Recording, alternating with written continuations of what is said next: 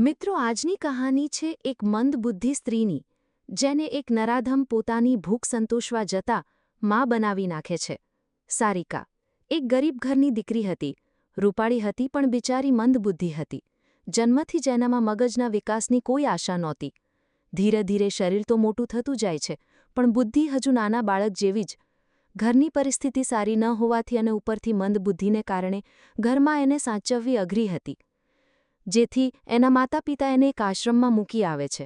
એક દિવસ સારિકા આશ્રમમાંથી ભાગી જાય છે. રખડતા રખડતા એક નાના ગામમાં આવી જાય છે. એ ગામમાં રોજ રખડે, કોઈ ખાવાનું આપે તો ખાઈ, નહીં તો એમનેમ રખડ્યા કરે ને સૂઈ જાય.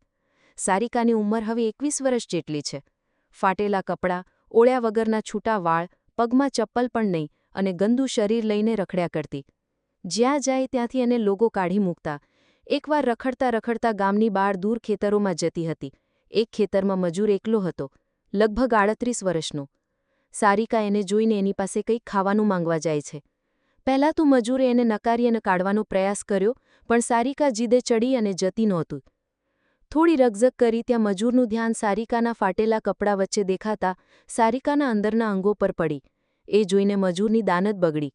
તે સારિકાને જમવાનું આપવાના બહાને ખેતરમાં રહેલી ઝૂંપડીમાં લઈ ગયો. ઝૂંપડી બંધ કરીને સારિકાને થોડું ખાવાનું આપ્યું. ધીરે ધીરે સારિકાના પીઠ પર હાથ ફેરવવા લાગ્યો. પછી તેણે સારિકાના જાંઘ પર હાથ રાખ્યો. સારિકામાં બિચારીમાં કંઈ સમજણ નહોતી, એટલે મજૂરને થયું કે આને કંઈ ભાન પડતી નથી. એટલે મજૂરે ધીરે ધીરે સારિકાને નજીક લાવીને છાતી પર હાથ ફેરવવા લાગ્યો. સારિકા નાના બાળકની જેમ રમત કરતી હતી, પણ તેને મજૂરનું આ વર્તન ગમતું નહોતું, એટલે દૂર ખસવાની કોશિશ કરતી હતી. હવે મજૂરથી રહેવાય એમ નહોતું, એટલે તેણે સારિકાના કપડાં કાઢીને બળજબરીથી સારિકાના શરીરને ચૂથી નાખ્યું અને પોતાની હવસનો શિકાર બનાવી. સારિકા ડરી ગઈ અને ભાગવાની કોશિશ કરી, ચીસો પણ નાખી, પણ ત્યાં સુમસાન ખેતરમાં ઓરડીમાં કોણ એનું સાંભળે? મજૂર પોતાની ભૂખ મિટાવીને ઓરડીમાંથી ભાગી ગયો. સારિકા રડતી હતી અને કંઈ સમજ નહોતી કે શું થયું છે. નીચે બહુ જ દુખાવો થતો હતો, ચાલી નહોતી શકતી. માંડ કરીને સારિકા ઊભી થાય છે અને બહાર નીકળીને રડતા રડતા ધીરે ધીરે ગામ તરફ જાય છે. ગામમાં આવતા બધા એને જોવે છે, પણ ગાંડી હોવાને લીધે કોઈ એનામાં ધ્યાન આપતું નથી.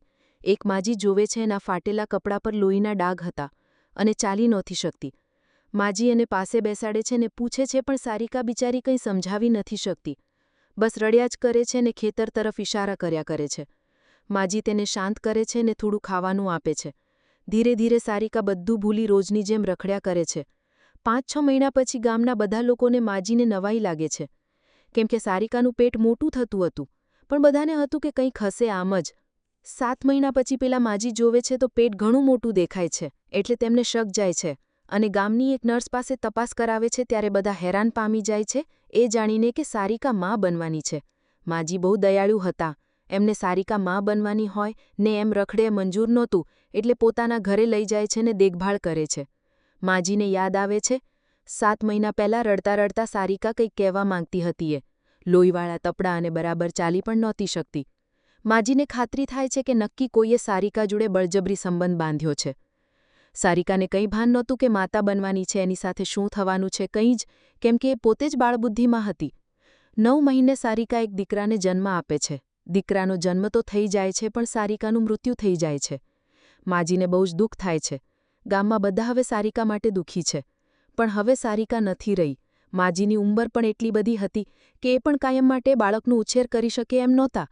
છેલ્લે ગામના વડીલો ભેગા મળીને બાળકને અનાથાશ્રમમાં આપવાનું નક્કી કરે છે. એ બાળકનો ઉછેર હવે અનાથાશ્રમ જ કરે છે.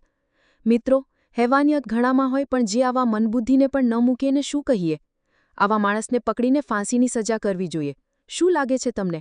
કોમેન્ટ કરીને જરૂર જણાવજો. લાઇક કરજો, શેર કરજો અને વધુ એવી ઇમોશનલ સ્ટોરી માટે સબસ્ક્રાઇબ કરજો. આભાર.